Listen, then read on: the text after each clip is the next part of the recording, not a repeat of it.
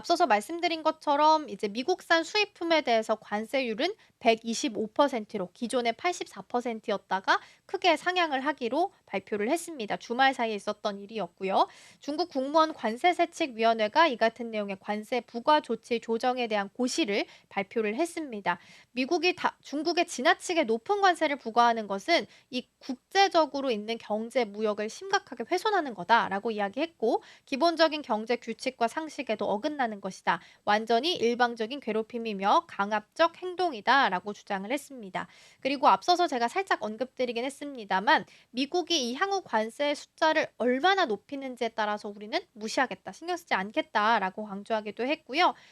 맞대응으로 지금 원래 84%였다가 125%까지 올려잡은 상황이다라는 부분. 그래서 미국 증시가 지난주 금요일장 열렸을 때 흔들림을 좀 보였었다라는 부분도 함께 이해해 보시면 스토리상 이해해 보시면 좋을 것 같습니다. 중국 소식 하나 더 볼 건데요. 사실 요거는 앞서서 엔비디아가 제가 강세를 보였다라고 언급을 드렸었는데, 엔비디아가 강세를 보였던 그 배경에 있는 기사입니다. 그래서 하나씩 좀 살펴보면 중국이 주말에 이제 위챗을 통해서 한 가지 발표를 내놨습니다. 수입 반도체 원산지 기준을 웨이퍼 제조국으로 정할 방침이다라는 겁니다. 큰 틀에서 보면 한마디로 정리하면 요 내용인데요. 관세 전쟁 속에서 미국산 반도체 관세를 부과하기 위한 규정을 명확히 하면서 중국으로의 아웃소싱을 장려하는 포석으로 해석이 된다라는 겁니다. 사우스 차이나 모닝포스트 그 보도에 따르면 패키징 공정을 거쳤든 거치지 않았든 모든 직접 회로의 제품은 수입 통관할 때 원산지는 웨이퍼 제조 공장 위치를 기준으로 신고할 것을 제한한다라고 밝혔습니다.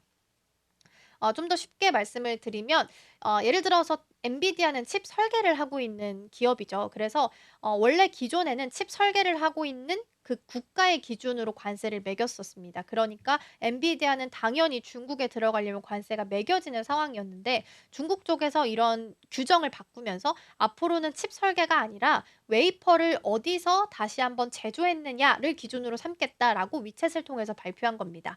지금 엔비디아는 TSMC를 통해서 제조를 하고 있는 상황이다 보니까 엔비디아에서 만들어진 칩은 중국에 들어갈 때 원산지 표시가 미국이 아니라 대만으로 표기될 수 있다라는 뜻입니다. 그렇다면 당연히 미국 쪽에 대한 관세가 아니기 때문에 관세에 대한 부담이 훨씬 더 줄어들 수 있는 상황이고요.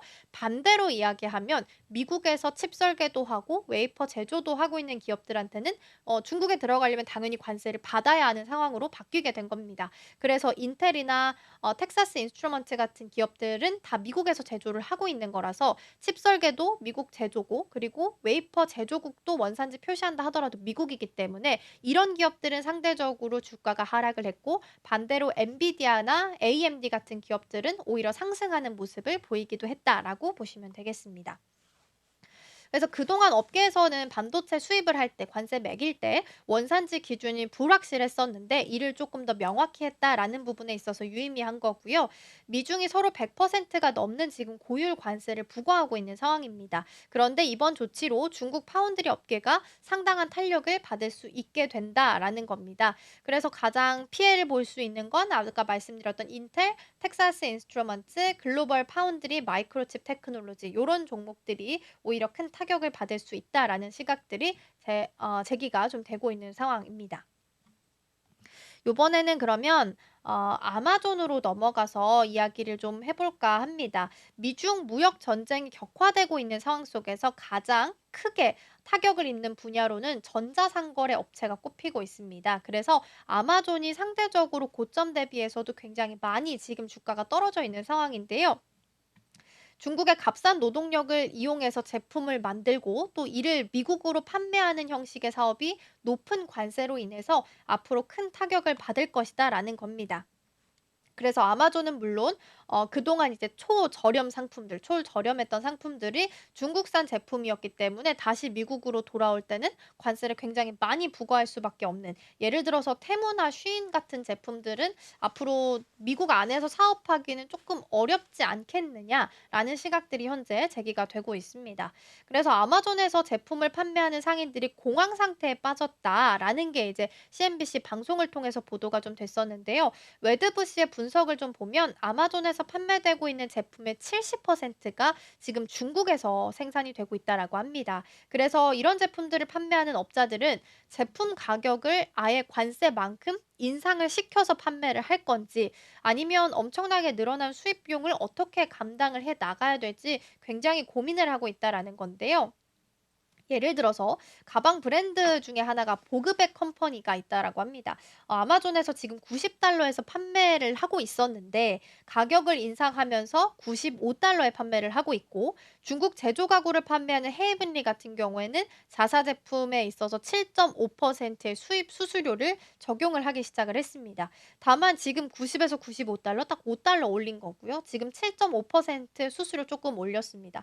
다만 관세는 지금 이거보다 더 크기 때문에 앞으로 이 남아 있는 부분에 대해서는 어떻게 가격을 좀 상쇄를 시킬지 고민이 필요한 상황입니다. 당연히 조금 더 심각해지게 된다면 이 가격 인상 부분에 대해서는 소비자들에게 전가될 수 있다라는 부분도 체크를 좀 해 봐야 될 것 같은데요. 그래서 유통업계에서는 만약에 제조 베이스를 내가 중국에 두고 있다라고 한다면 이런 상인들은 사실상 사업을 좀 접어야 되지 않겠느냐라는 시각들이 나오고 있다라고 합니다. 관세 전쟁이 얼마나 지속될지 아무도 모르고 있는 상황이고 상인들이 섣부르게 중국이 아닌 다른 나라로 바꾸기도 사실 쉽지 않다라고 합니다. 기존 중국에서 제조하는 비용의 2배 이상을 또 지불하면서 옮겨야 되기 때문에 쉽지 않은 선택이다라는 거고요. 기존에 이제 초저가 상품이죠. 테무나 쉬인 등에서 팔았던 이 온라인 쇼핑 앱들은 사업 존폐 위기까지 지금 거론이 되고 있다라고 합니다.